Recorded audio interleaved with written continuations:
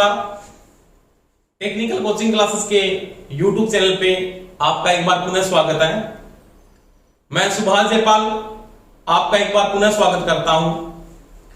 दोस्तों, इस कोरोना की महामारी के अंदर आप सभी सुरक्षित होंगे, आपका परिवार भी सुरक्षित होगा। तो सभी से मेरा एक निवेदन है कि सभी घर पे रहें और अपनी सेफ्टी का विशेष ध्यान रखें। और नियमित मैं क्लासें डाल रहा हूं आपके लिए, तो आप नियमित रूप से सभी क्लासें क्या करें, अटेंड करें। ऑफलाइन बच्चे वाले, ऑफलाइन के जो सारे के सारे कोचिंग वाले बच्चे हैं वो सभी क्लास को अटेंड करें। मैं नियमित रूप से आपके टेस्ट सीरीज भी मैंने स्टार्ट कर दी है, तो नियमित रूप से आप टेस्ट भी रूटीन में लेते रहें। जैसे आपकी जो टेस्ट की क्लास होगी तो मैं उसको आपके YouTube चैनल के अंदर या आपका जो ग्रुप बना हुआ है टेक्निकल कोचिंग क्लासेस के, उस ग्रुप में डाल दूंगा, या आपके YouTube चैनल के ऊपर उसकी लिंक डाल दी जाती है। दोस्तों, अपने डेस्क थ्योरी में टॉपिक पढ़ रहे थे, डेस्क थ्योरी आपकी लगभग कंप्लीट कर दी है। उसमें कुछ टॉपिक है उसके बारे में बात करते हैं। उसमें अपने दोस्तों आज जो पढ़ेंगे, जैसे मैंने बात की थी, कोई भी एक इलेक्ट्रिकल सर्किट होता है।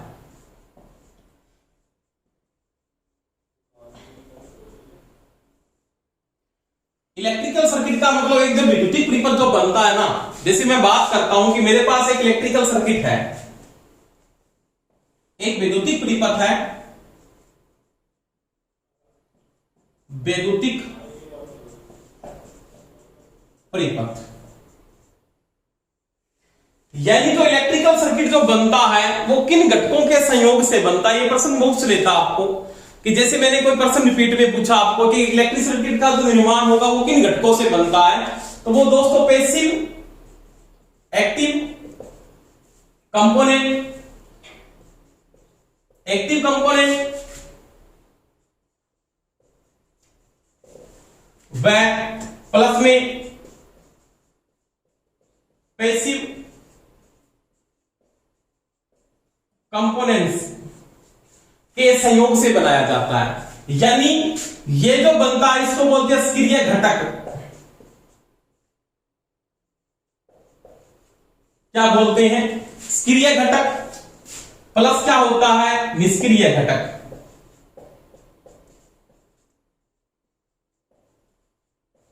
यानी कोई भी एक विद्युतीय परिपथ जो का जो निर्माण होता है, कोई भी आप एक इलेक्ट्रिकल सर्किट को बना रहे हो, वो किन कंपोनेंट के संयोग से बनता है, तो वो एक्टिव कंपोनेंट और कौन सा बनता है, पैसिव कंपोनेंट। इन दोनों के बारे में आज अपने पढ़ेंगे कि एक्टिव कंपोनेंट कौन सा होता है और पैसिव कंपोनेंट कौन सा होता है, या इसको बोलते हैं सक्रिय घटक क्या है, या इसका निष्क्रिय घटक क्या होता है, उसके बारे में पढ़ते हैं। जैसे मैं एक बात करता हूं कि मेरे पास एक कोई भी एक इलेक्ट्रिकल सर्किट है, मान लिया इलेक्ट्रिकल सर्किट मैंने ये बना दिया, यहां पे एक रेजिस्टेंस है,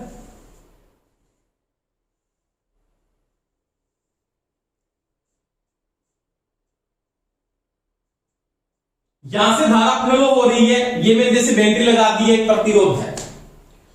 अब इसमें एक्टिव कंपोनेंट कौन सा है और पैसिव कंपोनेंट कौन सा है, उसकी बात करते हैं। जैसे मैं यहां पे इस इलेक्ट्रिकल सर्किट में बात करूं तो इसका ये जो पार्ट है ना, ये वाला पार्ट, ये तो इसका एक्टिव कंपोनेंट है। क्या है? Active component. क्योंकि ये जो पावर है उसको क्या कर रहा है, डिलीवर्ड कर रहा है। डिलीवर्ड का मतलब ये पावर अपने को प्रदान कर रहा है। तो ये आपका इलेक्ट्रिकल में एक्टिव सर्किट कहलाएगा। इलेक्ट्रिकल सर्किट में ये क्या है, इसका एक्टिव घटक है, या इसको बोलते हैं इसका सक्रिय घटक है। और ये क्या करेगा, उस पावर को अवशोषित करता है, अवशोषित, या उस पावर को क्या करता है, किसी में नष्ट कर देता है। तो ये इसका क्या है, पैसिव। क्या है? Passive component. यानी क्या हुआ, कोई भी जो इलेक्ट्रिकल सर्किट बनेगा वो एक्टिव प्लस पैसिव दोनों के क्या बनता है, संयोग से बनाया जाता है। यानी किसी भी सर्किट को आप बनाते हो तो उसमें क्या होगा, पैसिव घटक भी शामिल होगा, या पैसिव कंपोनेंट भी होगा, और उसमें क्या होगा, एक्टिव कंपोनेंट को भी शामिल किया जाता है। अब अपने बात करेंगे कि एक्टिव कंपोनेंट क्या है और पैसिव कंपोनेंट क्या होता है, उसके बारे में बात करता हूं कि एक्टिव कंपोनेंट आपका क्या होता है और पैसिव कंपोनेंट क्या होता है। नॉर्मल पहले मैंने बात क्या की है कि इलेक्ट्रिकल सर्किट जो बनता है वो एक्टिव कंपोनेंट और पैसिव कंपोनेंट के संयोग से बनता है।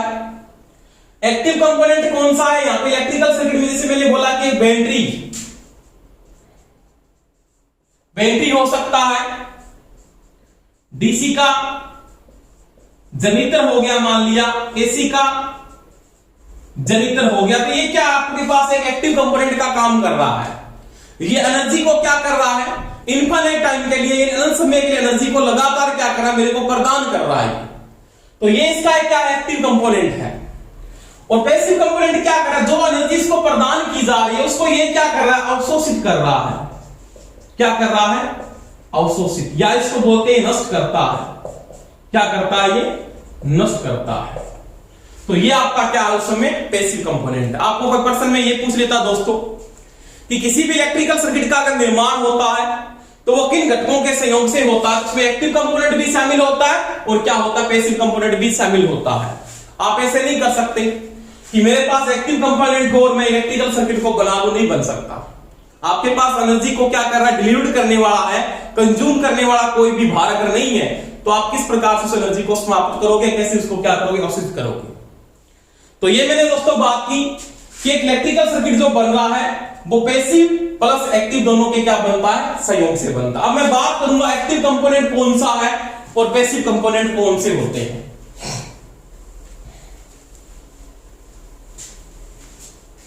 देखो इसमें मैं अगर एक्टिव कंपोनेंट की बात करता हूं कि एक्टिव कंपोनेंट कौन सा है, तो पहली बात ये क्या करता है, ऊर्जा प्रदान करता है। यानी एक इलेक्ट्रिकल सर्किट के अंदर, जैसे मैं बात कर रहा था इलेक्ट्रिकल सर्किट जो आपने ये बनाया था यहां पे, जैसे मैंने यहां पे एक बैटरी को लगा दिया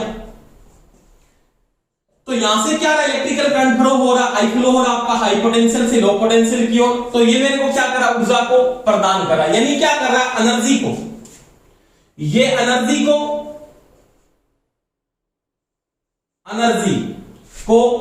डिलीवर कर रहा है।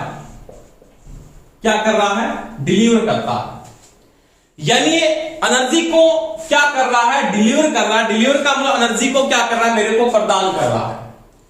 और ये जो एनर्जी प्रदान करेगा ये लगातार प्रदान करता है, इनफाइनाइट टाइम के लिए मेरे को लगातार एनर्जी को क्या करता है, ये प्रदान करता है। वो किस में शामिल होगा, एक्टिव कंपोनेंट आता है। यानी इस बैटरी का काम क्या है, एनर्जी को प्रदान करना। या ये क्या कर सकता है, पावर, यानी एवरेज पावर,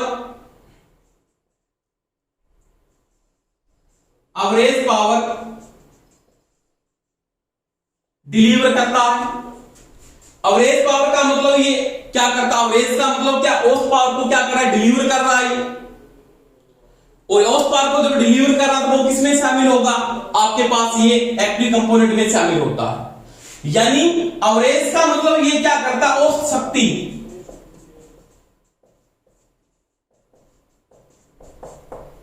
प्रदान कर रहा है और स्थानीय समय के तत्कालिक मान के साथ ही क्या करता, प्रदान कर रहा है। यानी एवरेज पावर तत्कालिक मान के साथ जो प्रदान करता है वो क्या आपका एक्टिव कंपोनेंट, या उसको क्या बोलते हैं दोस्तों, सक्रिय घटक कहते हैं। क्या कहते हैं, सक्रिय घटक। ये बात होगी। इसमें और कौन सी चीज शामिल हो सकती है, ये एम्प्लीफिकेशन कर सकता है। क्या कर सकता है, एम्प्लीफिकेशन।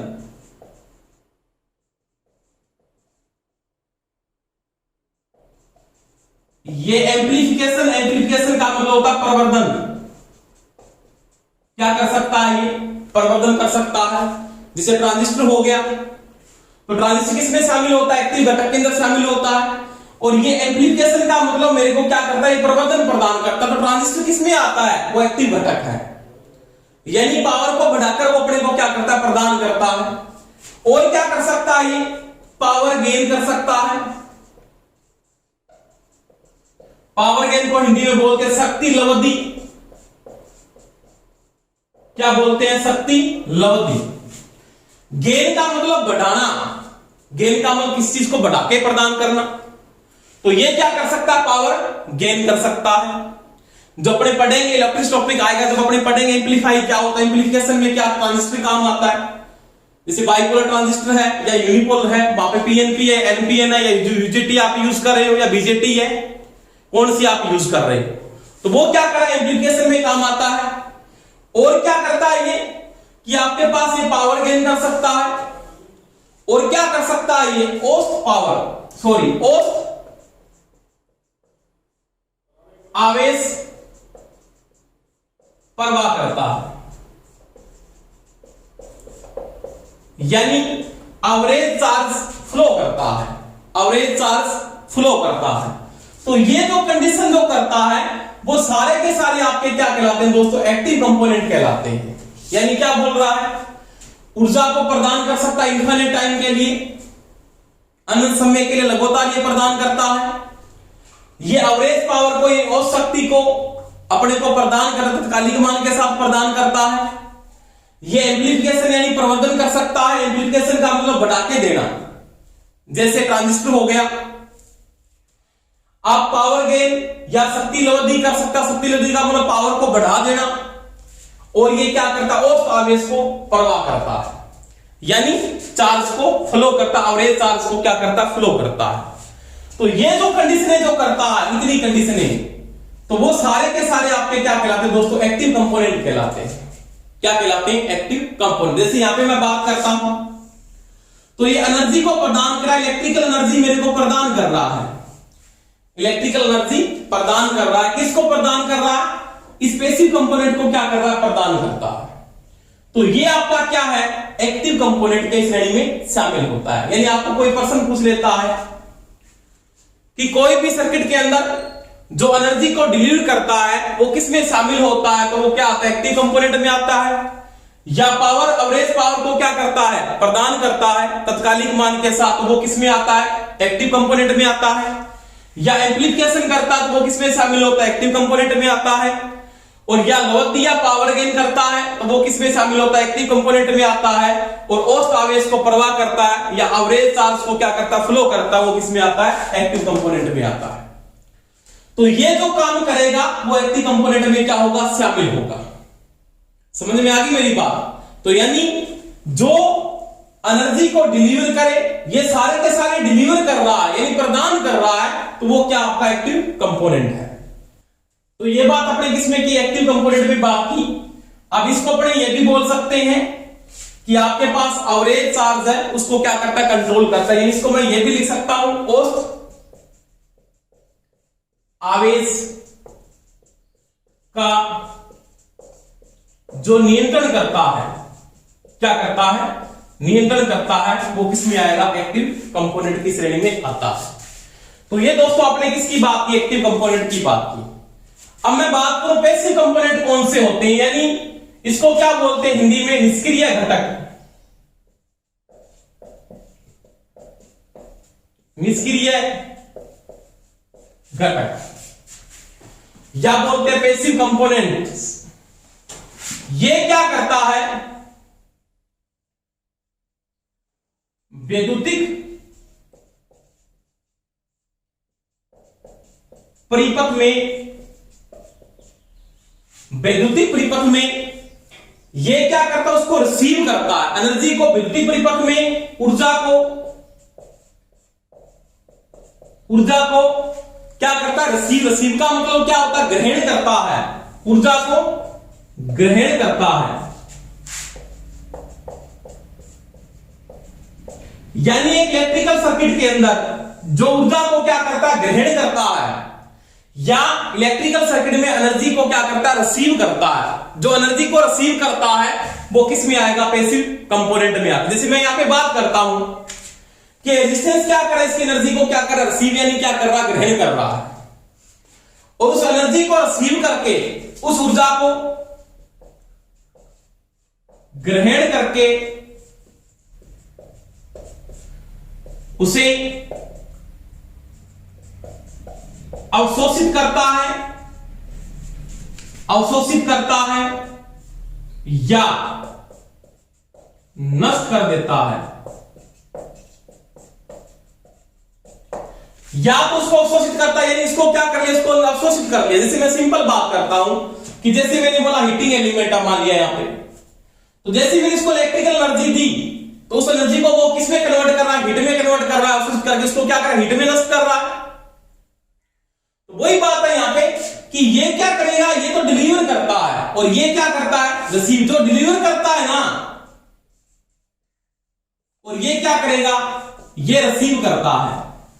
डिलीवर करेगा वो तो आएगा एक्टिव कंपोनेंट के अंदर, जो रिसीव करता है वो किस में आएगा, पैसिव कंपोनेंट में आता है।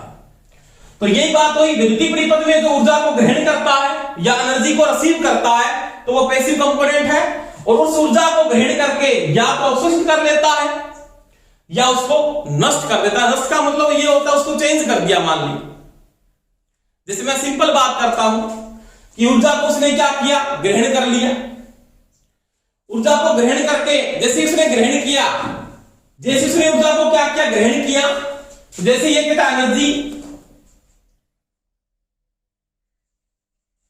जैसे एनर्जी ये क्या कर रहा, स्टोर कर रहा है या ऊर्जा एक्टिव करता है। जैसे कोई ऐसा की टाइम में ऊर्जा को क्या करते हैं, स्टोर कर दिया, तो वो क्या बनाएंगे, या तो क्या बना देंगे वो, या तो वो बना देंगे इलेक्ट्रिकल फील्ड या वो बना देते हैं मैग्नेटिक फील्ड। यानी क्या कहता है, विद्युतीय परिपथ के अंदर जो ऊर्जा को ग्रहण करता है और उस ऊर्जा को ग्रहण करके अवशोषित कर देता है या उसको नष्ट कर देता है। परंतु यह भी हो सकता है ऊर्जा को स्टोर करता है, ऊर्जा को क्या करता है, एक्टिव करके या तो वो इलेक्ट्रिकल फील्ड में कन्वर्ट कर देता है। इलेक्ट्रिकल फील्ड का मतलब इलेक्ट्रिक क्या कर रहा है, इलेक्ट्रिकल फील्ड बना रहा है। जैसे आपके पास एक इलेक्ट्रिकल फील्ड की बातें करेंगे आगे, इलेक्ट्रिकल फील्ड क्या होता है, इलेक्ट्रिकल फील्ड बना दिया या वो मैग्नेटिक फील्ड में निर्माण कर देता है। तो वही बात यहां पे क्या बोलता है, या तो वो इलेक्ट्रिकल फील्ड बना रहा है या वो क्या बना रहा है, मैग्नेटिक फील्ड का निर्माण कर देता है। और समय के लिए किसी भी प्रकार की ऊर्जा की आवश्यकता नहीं होती, यानी समय किसी भी प्रकार की ऊर्जा को अवशोषित नहीं करता है या समय अपने लिए ऊर्जा को स्टोर करके नहीं रखता है। यानी समय के लिए ऊर्जा की कोई आवश्यकता नहीं होती, यानी समय के लिए कोई भी किसी भी प्रकार की ऊर्जा की आवश्यकता नहीं होती। वो क्या कहलाते हैं, पैसिव कंपोनेंट कहलाते हैं। तो ये दोस्तों मैंने बात की कि एक्टिव कंपोनेंट कौन से होते हैं और पैसिव कंपोनेंट कौन से। मैं दोबारा रिपीट कर रहा हूं, जो क्या करते हैं, एनर्जी को डिलीवर करते हैं इनफाइनाइट समय के लिए, जो एवरेज पावर को या औसत शक्ति को तत्कालिक मान के साथ डिलीवर करते हैं या एम्प्लीफिकेशन या प्रवर्धन करते हैं या पावर गेन करते हैं या औसत आवेश को क्या करते हैं, नियंत्रण करते हैं, वो सारे के सारे एक्टिव कंपोनेंट कहलाएंगे। और जो क्या करते हैं, विद्युतीय परिपथ में ऊर्जा को ग्रहण करते हैं या तो उस ऊर्जा को अवशोषित कर लेते हैं, उसको नष्ट कर देते हैं। नष्ट करने के बाद जैसे या ऊर्जा को ये स्टोर भी कर सकते हैं, पर ऊर्जा जो स्टोर होती है वो या तो इलेक्ट्रिकल फील्ड बना देती है और या क्या बना देती है, मैग्नेटिक फील्ड का निर्माण कर देती है। वो क्या कहलाते हैं, आपके पैसिव कंपोनेंट कहलाते हैं, जो समय के लिए किसी प्रकार की ऊर्जा की आवश्यकता नहीं होती। तो वो सारे के सारे आपके कौन से होते हैं, पैसिव कंपोनेंट की श्रेणी में आते हैं। देखो इसके बाद बात करते हैं कि एक्टिव कंपोनेंट कौन से होते हैं और पैसिव कंपोनेंट कौन से होते हैं। मैंने इसमें बात को जानकारी ये दी है कि एक्टिव कंपोनेंट का क्या काम होता है सर्किट में और पैसिव कंपोनेंट का क्या काम होता है। इसके बाद बात देखो, अब इसमें मैं एक्टिव कंपोनेंट की अगर बात करता हूं कि आपके पास एक्टिव कंपोनेंट कौन सा है और पैसिव कंपोनेंट कौन से होते हैं, उसके बाद में बात करते हैं। देखो एक्टिव कंपोनेंट में जो एनर्जी को प्रदान करता है, जैसे इसमें क्या आ गया, एक तो आ गया वोल्टेज सोर्स, क्या आ गया, वोल्टेज सोर्स, या आ गया करंट सोर्स। ये मैंने पिछली वीडियो में पढ़ा दिया आपको, वोल्टेज सोर्स हो गया या करंट सोर्स हो गया, जो या तो होता है डिपेंडेंट। ये दो प्रकार के होते हैं, एक तो डिपेंडेंट होता है, एक होता है अनडिपेंडेंट। अनडिपेंडेंट दो प्रकार के मैंने समझाया पिछली वीडियो में, अगर किसी ने नहीं पढ़ा है तो पिछली वीडियो खोल के देख सकता है कि डिपेंडेंट कौन सा होता है, अनडिपेंडेंट कौन सा होता है। तो वोल्टेज सोर्स हो सकता है, करंट सोर्स हो सकता है, बिल्कुल सही है। डीसी जनरेटर हो सकता है, एसी जनरेटर यानी अल्टरनेटर हो सकता है। डीसी जनरेटर है, एसी जनरेटर है, ये क्या करें, एनर्जी को क्या करें, डिलीवर कर रहे हैं, ये भी डिलीवर कर रहे हैं। तो इसमें वोल्टेज सोर्स हो सकता है, करंट सोर्स हो सकता है, जो डिपेंडेंट हो सकता है या अनडिपेंडेंट हो सकता है। डीसी का जनरेटर हो सकता है, एसी का जनरेटर का अल्टरनेटर या प्रत्यावर्तक हो सकता है, और क्या हो सकता है, ट्रांजिस्टर। क्या हो सकता है, ट्रांजिस्टर। ट्रांजिस्टर का मतलब उसमें बीजेटी हो सकती है, एफएटी हो सकता है, तो यूजेटी हो सकती है, बाइपोलर भी हो सकता है, यूनिपोलर भी हो सकता है। तो आप फिर आगे पढ़ेंगे किसकी श्रेणी में आता है। ट्रांजिस्टर का मतलब ये क्या करता है, प्रवर्धन का मतलब बढ़ा देता है, तो ये अपने को प्रदान कर सकता है, ये डिलीवर कर सकता है। तो ट्रांजिस्टर किसमें शामिल होता है, एक्टिव कंपोनेंट में आता है। इसमें क्या आता हो, एलईडी भी इसमें आती है, एलईडी लाइट इमिटिंग डायोड इसके अंदर आता है। फोटो डायोड हो गया, फोटो डायोड इसमें आता है। जीनर डायोड हो गया, क्या हो गया, जीनर डायोड। यानी जो जीनर डायोड है वो किसमें आता है, इसमें आता है। जीनर डायोड हो गया आपका, फोटो डायोड हो गया। डायोड नहीं आएगा इसके अंदर, डायोड अपने नॉर्मल डायोड में अपने पास जो है एक प्रकार का, ये इसका एक अपवाद है, जो डायोड अपने नॉर्मल के किसी में एक्टिव में डाल रखा है, किसी ने पैसिव में डाल रहा है, परंतु मेरे तौर पे वो किसमें शामिल होता है, डायोड आपका पैसिव कंपोनेंट में आता है। तो वही बात है, इसके जो मुख्य पार्ट में मैं अगर बात करूं तो यहां पे वोल्टेज सोर्स शामिल हो सकता है इसके अंदर, करंट सोर्स इसमें शामिल होगा, जो डिपेंडेंट हो सकता है, अनडिपेंडेंट हो सकता है। डीसी का जनरेटर हो सकता है, अल्टरनेटर या प्रत्यावर्तक या डीसी का जनरेटर हो सकता है, आपका ट्रांजिस्टर हो सकता है, ट्रांजिस्टर में आपका यूनिपोलर हो सकता है या बाइपोलर हो सकता है। एलईडी हो सकता है, लाइट इमिटिंग डायोड जो प्रवर्धन कर रहा, बढ़ा के दे रहा है। फोटो डायोड हो सकता है, बढ़ा के दे देता है। जीनर डायोड जो कंट्रोलिंग के लिए काम आता है, वोल्टेज को कंट्रोल करता सर्किट के अंदर ही, तो जीनर डायोड इसमें शामिल आता है। तो ये सारे के सारे किसमें आते हैं, एक्टिव कंपोनेंट की श्रेणी में शामिल होते हैं। यानी जो ये सोर्स है सारे के सारे, मैं इनकी बात करता हूं। आपको प्रश्न में कैसे पूछेगा, निम्न में से कौन सा एक्टिव सोर्स है या एक्टिव कंपोनेंट है, निम्न में से कौन सा पैसिव कंपोनेंट है, निम्न में से कौन सा एक्टिव कंपोनेंट नहीं है, निम्न में से कौन सा पैसिव कंपोनेंट नहीं है। इस प्रकार से प्रश्न को पूछेगा तो आपको पहचानना है। तो ये नॉर्मल में जो बातें कर रहा हूं ये किसकी श्रेणी में शामिल होते हैं, सारे के सारे आपके एक्टिव कंपोनेंट की श्रेणी में आते हैं। अब देखो ये सारे के सारे आपको डिलीवर करेंगे, ये नहीं कि वो पावर डिलीवर करे, एनर्जी को भी डिलीवर करे, एम्प्लीफिकेशन करे, सभी में से वो एक काम जरूर करेंगे। जैसे मैं मानता हूं ये वोल्टेज को डिलीवर कर रहे हैं, ये करंट को डिलीवर कर रहा है, ये एनर्जी को डिलीवर कर रहा है, डीसी की एसी को डिलीवर कर रहा है, ये एम्प्लीफिकेशन कर रहा है, और ये क्या कर रहा है, प्रदीप्ति को डिलीवर कर रहा है। तो ये डिलीवर कर रहे हैं, और जो चीज डिलीवर कर रही है ना वो किस में आएगी, एक्टिव में आएगी। और जो रिसीव कर रहे हैं, क्या कर रहे हैं, रिसीव कर रहे हैं, जो कंज्यूम कर रहे हैं एक प्रकार से, वो किस में आएंगे, आपके पास पैसिव के अंदर आएंगे। किस में आएंगे दोस्तों, पैसिव। इसके रूप में क्या आ गया, रजिस्टर हो गया, रजिस्टर का मतलब प्रतिरोध, इंडक्टर हो गया, इंडक्टर का मतलब प्रेरक हो गया, प्रेरक को एल से लिखा जाता है, इसको आर से लिखते हैं अपने। संधारित्र हो गया,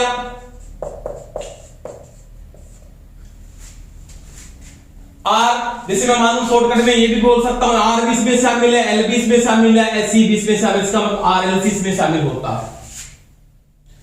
ये सारे के सारे क्या कर रहे हैं, रिसीव कर रहे हैं। रिसीव का मतलब जैसे मैं बात करता हूं, ये जो रजिस्टर है ये रिसीव कर रहा है, प्रतिरोध क्या कर रहा है, रिसीव कर रहा है पावर या एनर्जी को रिसीव कर रहा है, उसको अवशोषित करेगा या उसको नष्ट कर देगा। अब यहां पे मैं बात करता हूं, जैसे प्रेरक तो क्या बना रहा है, मैग्नेटिक फील्ड बनाएगा, ये संधारित्र क्या बना रहा है, इलेक्ट्रिकल फील्ड बनाएगा एक प्रकार का अपना। तो वही बात है, ये क्या करेंगे, उस पावर को क्या करेंगे, रिसीव करेंगे यानी ग्रहण करेंगे या अवशोषित करेंगे, या उसको क्या करेंगे, नष्ट कर देते हैं। तो वही बात है जो शामिल कर रहे हैं अपने इसके अंदर। तो इसके बाद मैंने बात की यहां पे कि जो सभी की सभी इसमें क्या करें, इसमें अपने शामिल किसको किया, रेजिस्टर को शामिल किया, इंडक्टर को शामिल किया, कैपेसिटर को शामिल किया। अब यहां पे क्या बोलता है, एक इसमें और भी आ सकता है, इससे मैं बात करता हूं ट्रांसफार्मर। क्या आता है, ट्रांसफार्मर भी इसके अंदर यूज किया जाता है। ट्रांसफार्मर का मतलब, ट्रांसफार्मर जैसे अपने बात करते हैं, ट्रांसफार्मर अपने को पावर डिलीवर कर रहा है, परंतु डिलीवर करने से पहले वो क्या कर रहा है, उसको कंज्यूम कर रहा है। जैसे ट्रांसफार्मर में आपने पढ़ा होगा कि ट्रांसफार्मर ऊर्जा को समाप्त नहीं करता, जो इलेक्ट्रिकल एनर्जी आ रही है शक्ति को नहीं बदलता, वो इनपुट शक्ति और आउटपुट शक्ति उसकी क्या रहती है, बराबर रहती है। आदर्श ट्रांसफार्मर में अपने को पता है कि जितनी वो इनपुट पावर ले रहा है, इनपुट पावर, उतनी अपने को क्या दे रहा है, वो आउटपुट दे रहा है। इसका मतलब उसकी जो सलफ पावर है, सलफ पावर कोई भी वो कंज्यूम नहीं कर रहा, सलफ पावर उसकी क्या है, जीरो है। तो ये मैंने बात की, इसमें रेजिस्टर आता है, इंडक्टर आता है, कैपेसिटर आता है या ट्रांसफार्मर आता है, वो इसकी श्रेणी में शामिल होते हैं। वो सारे के सारे आपके क्या है, पैसिव कंपोनेंट है। अब देखो इनको पैसिव कंपोनेंट में क्यों शामिल किया जाता है, उसके बारे में बात करता हूं मैं।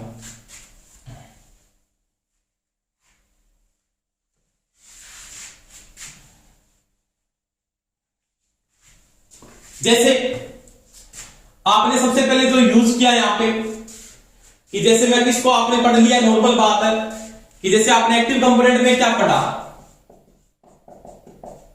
एक्टिव के अंदर क्या पढ़ा, ट्रांजिस्टर। ट्रांजिस्टर में आपका यूनिपोलर हो सकता है और बाइपोलर भी हो। इसको आपको ट्रांजिस्टर में आपने इसको क्यों शामिल, जैसे आपने वोल्टेज सोर्स और करंट सोर्स के बारे में आपको पता है। वोल्टेज सोर्स आपको पता है एनर्जी को मेरे को प्रदान करेगा, वो डिलीवर करेगा, करंट सोर्स भी डिलीवर करेगा, एसी का जनरेटर है तो भी वो डिलीवर करेगा, डीसी का जनरेटर है तो भी वो डिलीवर करेगा। परंतु ट्रांजिस्टर को एक्टिव कंपोनेंट में क्यों शामिल किया आपने, या इसको सक्रिय घटक में क्यों शामिल किया, क्योंकि ये क्या कर रहा है, ये प्रवर्धन या एम्प्लीफिकेशन करता है। एम्प्लीफिकेशन का मतलब ये बढ़ा देता है। आपने इसको इनपुट दी, उससे ज्यादा आपका आउटपुट में देगा ये। इसका मतलब ये प्रदान कर सकता है, अपने अंदर से डिलीवर कर सकता है। एम्प्लीफिकेशन का मतलब होता है बढ़ाना, या क्या करेगा, ये पावर गेन कर देता है।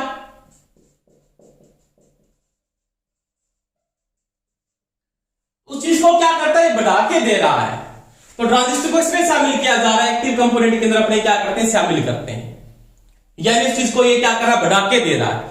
आपने इसको दिया जरूर, परंतु को जब ये आउटपुट देगा तो लेने से भी ज्यादा अपने को ये आउटपुट दे रहा है। यानी इस चीज को क्या कर रहा है, बढ़ा के दे रहा है अपने को। इसका मतलब ये डिलीवर भी कर सकता है। तो ट्रांजिस्टर किसकी श्रेणी में आता है, एक्टिव कंपोनेंट में आता है। उसी प्रकार से एलईडी काम करके बढ़ा के दे सकती है। जिग्नर डायोड हो गया जो कंट्रोल के लिए काम आता है, फोटो डायोड हो गया, वो सारे के सारे क्या करते हैं, एनर्जी को बढ़ा के प्रदान कर सकते हैं, यानी डिलीवर कर सकते हैं वो। और वो किस में आते हैं, सारे के सारे एक्टिव कंपोनेंट में आते हैं। इसके बाद में अगर बात करता हूं पैसिव,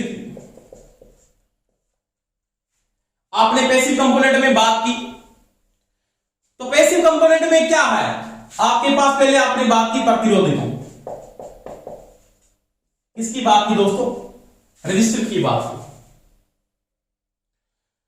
रजिस्टर का मतलब क्या है कि जो प्रतिरोध है ना, रेजिस्टेंस, ये पावर को क्या करेगा, कंज्यूम करेगा। क्या करेगा, कंज्यूम। यानी उस पावर को क्या करता है, जैसे अवशोषित करता है। अवशोषित का मतलब ये होता है कि जैसे मेरे पास एक कोई भी हीटिंग एलिमेंट है, जैसे रेजिस्टेंस है,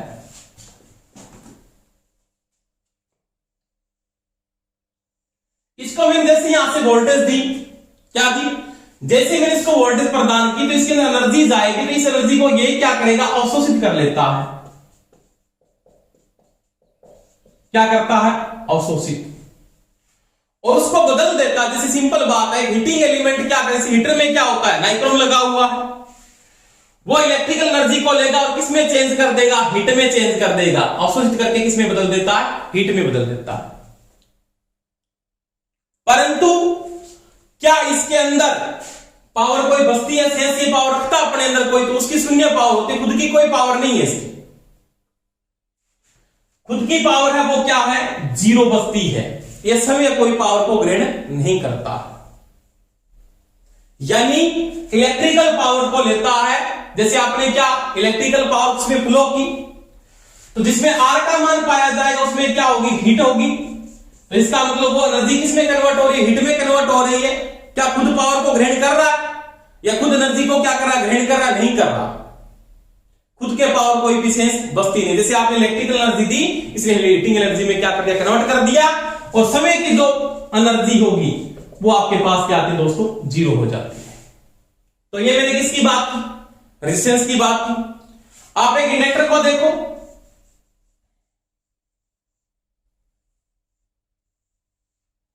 जैसे यहां पे आपने कोई भी वोल्टेज को अप्लाई किया, क्या अप्लाई किया, V अप्लाई किया आपने, तो ये क्या करेगा, ये मैग्नेटिक फील्ड बना देगा। क्या बना देगा, मैग्नेटिक फील्ड।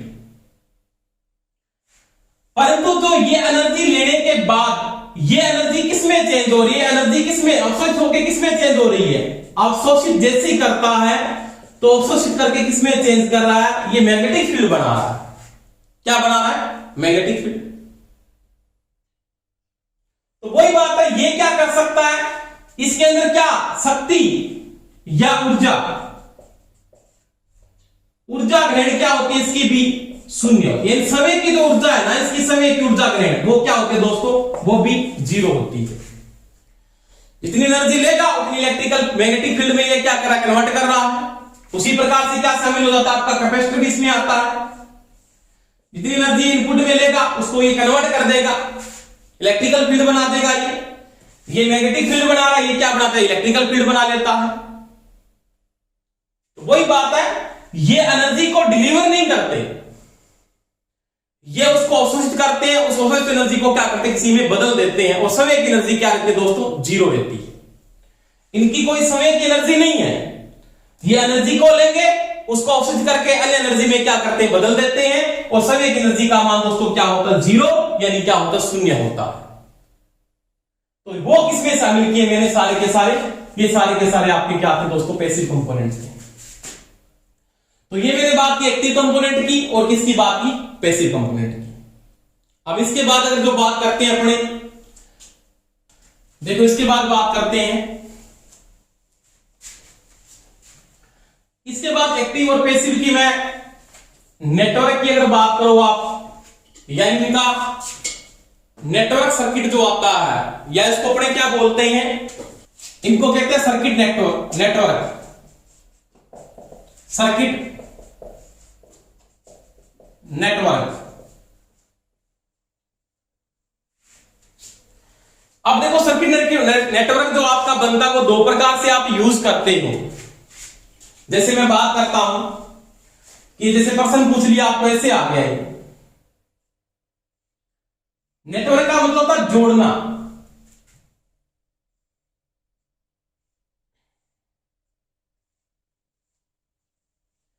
जैसे यहां पे मैंने बहुत से सेलो बॉक्स में जोड़ के क्या बना दिया दोस्तों, बैटरी बना दिया।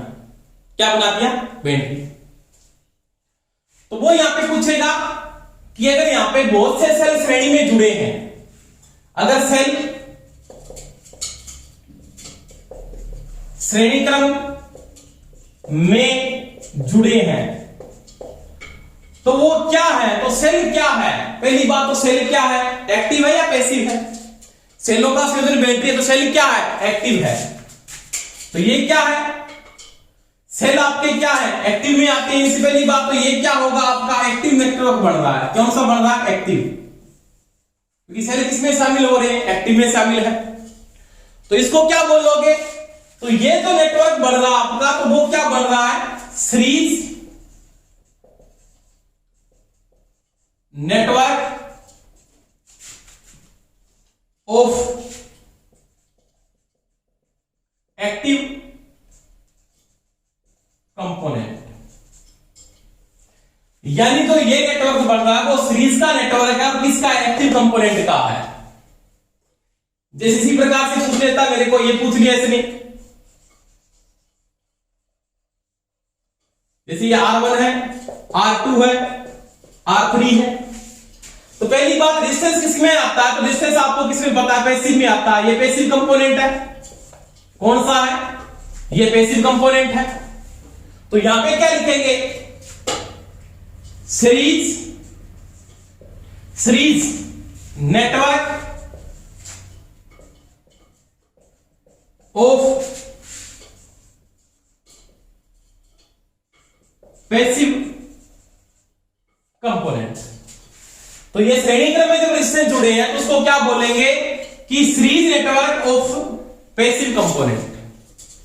अब मान लिया ये पैरेलल में जुड़े हैं तो इसको क्या बोलेंगे, parallel network of active component, और ये पैरेलल में जुड़े हैं इनको बोलेंगे parallel network of passive component. तो ये चीज का ध्यान रख लेना, नेटवर्क में क्या बोल देता है कि कोई भी सर्किट नेटवर्क में पूछ सकता है। जैसे मैंने बोला ट्रांजिस्टर जुड़े हैं श्रेणी क्रम में, तो वो किस में आएंगे, तो आप बोलोगे series network of active component. Inductor जुड़े हैं तो किस में आएंगे, series network of passive component. तो ये दो प्रकार से इनको जोड़ा जाता है। नेटवर्क का मतलब क्या, जोड़ना। सीरीज हो सकता है, पैरेलल हो सकता है, कि मैं सीरीज में भी जोड़ रहा हूं और किस में जोड़ रहा हूं, पैरेलल में भी जोड़ रहा हूं। तो ये मैंने नेटवर्क की बात की कि वो सीरीज में जुड़े तो उसको सीरीज नेटवर्क बोलेंगे एक्टिव कंपोनेंट, अगर ये पैरेलल में जुड़े तो उसको बोलेंगे parallel network of active component. पर तो एक्टिव होना चाहिए। जैसे यहां पे मैंने किसकी बात की, सेल है, तो सेल किस में आता है, एक्टिव कंपोनेंट में आता है। रेजिस्टेंस किस में आता है, एक्टिव कंपोनेंट पैसिव कंपोनेंट में आता है। उसी प्रकार अगर ट्रांजिस्टर जुड़ जाते हैं तो वो किस में आते हैं, एक्टिव में आते हैं। इंडक्टर जुड़ जाते हैं वो किस में आते हैं, पैसिव में आते हैं। डीसी का जनरेटर की बात करें, आईसी के जनरेटर जुड़ जाते हैं तो किस में आते हैं, वो एक्टिव में आते हैं। या पे मान लिया आपके पास कैपेसिटर आ गया या ट्रांसफार्मर आ गया तो वो भी किस में आता है, पैसिव में। जैसे बात करते हैं ट्रांसफार्मर की, तो ट्रांसफार्मर क्या कर रहा है, जितनी इनपुट पावर ले रहा है, जितनी इनपुट पावर ये क्या कर रहा है, कंज्यूम कर रहा है या रिसीव कर रहा है, उतनी क्या कर रहा है, ये आउटपुट में प्रदान कर रहा है, डिलीवर कर रहा है। इसका मतलब डिलीवर कर रहा है, परंतु इसकी समय की पावर क्या है, वो क्या है, जीरो। तो ये किस में आता है, पैसिव में आता है। समय कोई पावर नहीं पैदा कर रहा, तो ये किस में आता है, पैसिव में आता है। तो ये मैंने सर्किट नेटवर्क की बात की। आपको नॉर्मल पर्सन पूछ सकता है कि सेल श्रेणी क्रम में जुड़े तो उसको क्या बोलेंगे, तो उसको बोलेंगे series network of the active component. अगर ये पैरेलल में जुड़ते हैं तो उसको बोलते हैं parallel network of the active component. अगर ये सीरीज में जुड़ते हैं, चाहे आपके पास आर है, चाहे एल है, चाहे ये है, सी है, इनमें चाहे आर जुड़े, चाहे एल जुड़े, चाहे सी जुड़े, अगर वो सीरीज में जुड़े तो series network of the passive component. Inductor जुड़ रहा है तो अपने बोले इंडक्टर की बात कर लेंगे। कैपेसिटर जुड़ रहा है तो उसको कैपेसिटर बोलते हैं। तो ये मैंने बात की इसकी सर्किट नेटवर्क की। किसकी बात की, सर्किट नेटवर्क की बात की। इसके बाद देखो, तो ये मैंने किसकी बात की, सर्किट नेटवर्क की बात की थी। इसके बाद एक नियम और आता है इसका, इसी के अंदर, उसको अपने बोलते हैं ड्यूल नेटवर्क। ड्यूल का मतलब दो, डबल। नेटवर्क, ड्यूल नेटवर्क क्या है, पहली बात, ड्यूल नेटवर्क किस सिद्धांत पर काम करता है, तो ड्यूल नेटवर्क किरचॉफ के नियम पर काम करता है। किरचॉफ के नियम पर, यानी किरचॉफ का जो लॉ है उसके ऊपर ये काम करता है। जो किरचॉफ का लॉ है उसके ऊपर ड्यूल नेटवर्क काम करता है। किरचॉफ के दोनों लॉ पर ये काम करता है। या इसके अंदर क्या लागू होता है दोस्तों, केवीएल, या इसमें कौन सा लागू होता है, केसीएल। यानी ड्यूल नेटवर्क केवीएल और केसीएल दोनों पर काम करता है।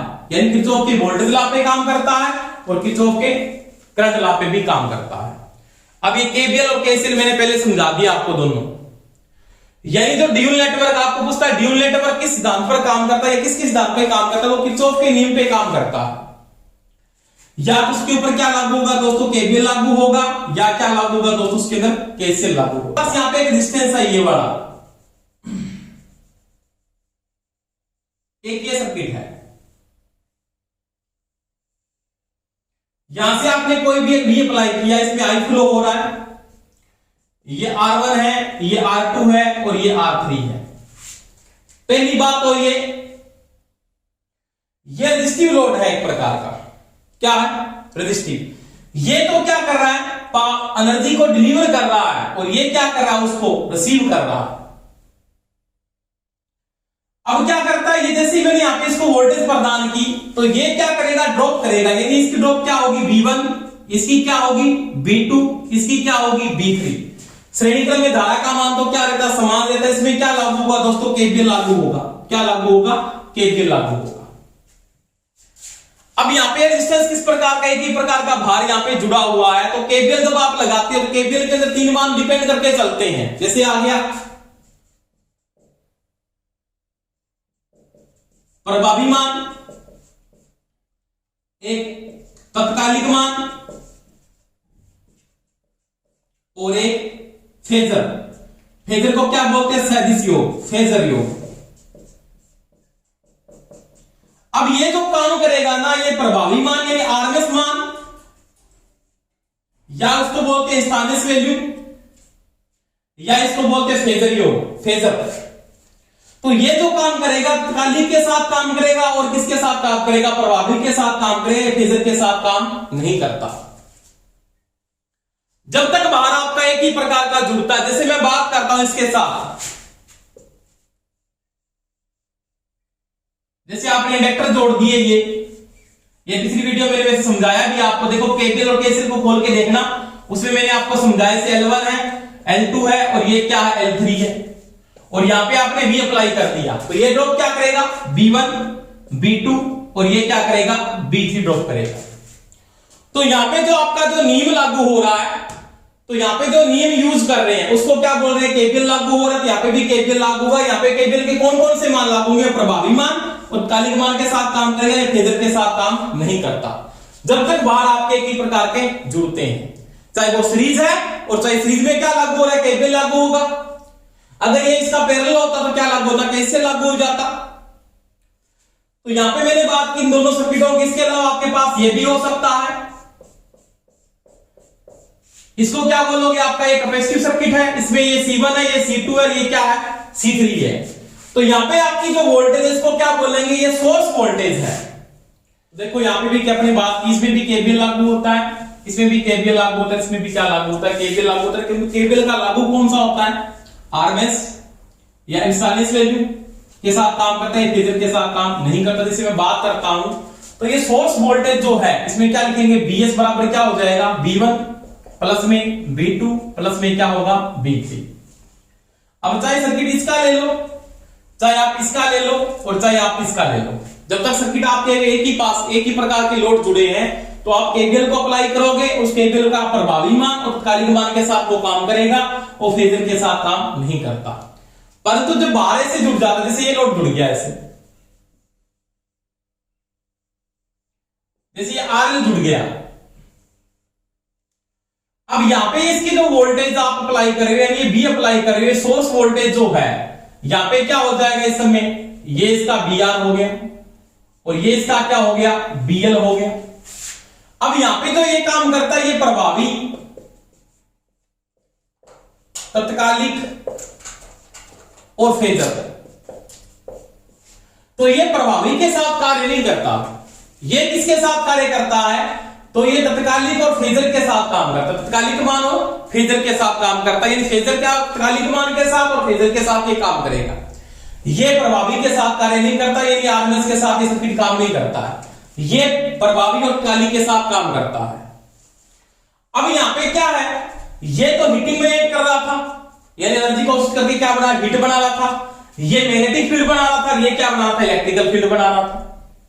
अब यहां पे इसका अलग काम है, इसका अलग काम है, तो इसका क्या बनता दोस्तों, वेक्टर से मेंटेन करके चलते हैं। यानी क्या लिखोगे, BS का वेक्टर बराबर में BR वेक्टर प्लस में BL का वेक्टर। तो ये इसका फेजर लागू होता है यहां पे। इसको आप ये भी लिख सकते हो, BS को वेक्टर, BS बराबर आप ये मेंटेन करके लिख सकते हो, BS बराबर में BR प्लस में यहां पे क्या लिख सकते हो, L DI T बटा में dt। एक ही बात है, इस चीज को ये मेंटेन करके चलता है। तो ये इसका वेक्टर लागू होता है यहां पे, और यहां पे क्या लागू होता है दोस्तों, वेक्टर में लागू होकर यहां पे कौन सा लागू होता है, बीजगणितीय लागू होता है, जो किसके द्वारा हल होता है, प्रभावी और तत्कालिक के मान के साथ हल होता है। तो ये ड्यूल नेटवर्क में केवीएल तो आपने ऐसे अप्लाई किया, उसी प्रकार केवीएल जो लग रहा है वो किस परिपथ में लग रहा है, सीरीज सर्किट में लग रहा है। ये मैंने पहले पढ़ा दिया आपको, सीरीज सर्किट में लगता है। अब मैं अगर किसकी बात करूं, केबल की बात करें, सॉरी केसीएल की बात करें ड्यूल सर्किट के अंदर,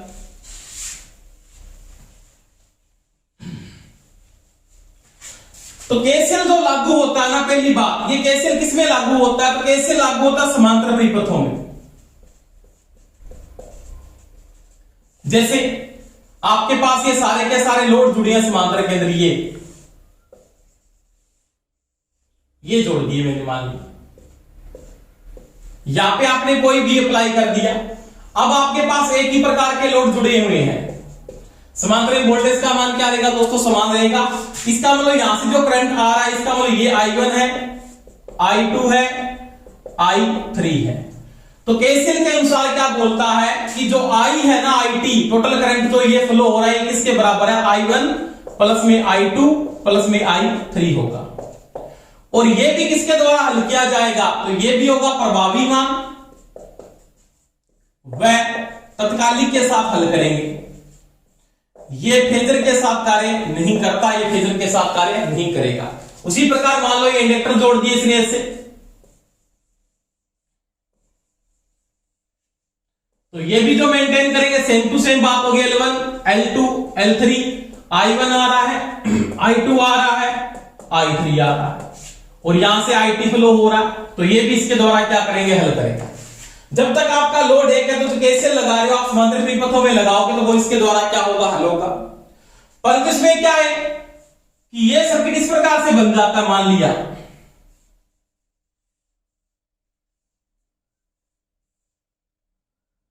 यहां पे आपने कोई भी अप्लाई किया, ये R है, ये L है, और यहां से क्या हो रहा है, IT फ्लो हो रहा है, तो इसका भी दोस्तों क्या लागू होता है, वेक्टर लागू होता है। फिर वो क्या होगा आपके पास, इसको क्या बोलेंगे, IR मान लेंगे, इसको क्या मान लेंगे, IL मान लेंगे। अब ये कैसे हल होगा, प्रभावी के साथ होगा या तत्कालिक के साथ होगा या फेजर के साथ होगा। तो ये जो हल किया जाएगा ये प्रभावी के साथ हल नहीं होता, ये तत्कालिक और किसके साथ हल होता है, फेजर के साथ किया जाता है। अब इसको जब हल करेंगे तो कैसे करेंगे, IT का वेक्टर बराबर में IR का वेक्टर प्लस में क्या हो जाएगा, IL का वेक्टर। इसी प्रकार से आप मान लिया ये RC हो सकता है और क्या हो सकता है, ये RLC भी हो सकता है, यानी इसको RLC भी ले सकते हो आप।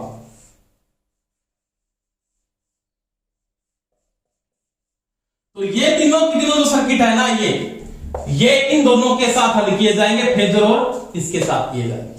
तो आपका जो केसीएल लागू होता है वो समांतर में लागू होता है। मैंने आपको केवीएल और केसीएल में भी समझाया, आपको दोबारा से मैंने रिपीट भी किया है। तो जो ड्यूल नेटवर्क है वो किसके द्वारा हल किया जाता है, किरचॉफ के लॉ से हल करते हैं, और किरचॉफ का केवीएल भी उसमें अप्लाई होता है, और क्या अप्लाई होता है उसमें, केसीएल को भी अप्लाई किया जाता है। तो ये दोस्तों मैंने बात की थी पैसिव कंपोनेंट एक्टिव कंपोनेंट की। तो क्लास अच्छी लगी हो तो सभी लाइक करें, लाइक सभी जरूर करें और शेयर भी करें। धन्यवाद दोस्तों।